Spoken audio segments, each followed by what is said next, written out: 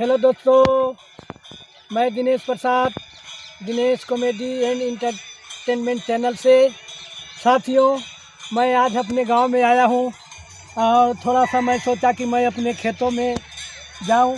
मैं अपना गेहूं और सरसों का जो मैं खेती किया हूं, हमारे जो गार्जियन किए हैं उसी को देखने आया हूं।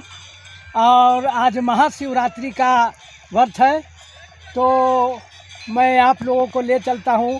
हमारे ग्राम गोपालपुर के बहुत ही पुरानी मंदिर है जो हमारे गांव के पूर्वजों ने बनाए हैं। और आज महाशिवरात्रि के दिन सभी ग्रामीण माताएं बहनें यहाँ पूजन करने आती है और पूजन शंकर भगवान की पूजन करती हैं। तो चलिए, मैं अब आपको लेकर चलता हूँ अपने गांव की पुरानी शिव मंदिर के पास। दोस्तों, मैं अब आपको हमारे ग्राम गोपालपुर के शंकर जी का जो बहुत ही पुरानी मंदिर है जो हमारे पूर्वजों ने बनाए हैं और इसका मॉडर्नाइज रूप दिए हैं। पहले मंदिर थोड़ा सा पुरानी थी, लेकिन हमारे गांव वालों ने इस मंदिर को बहुत ही भव्य रूप दिए हैं।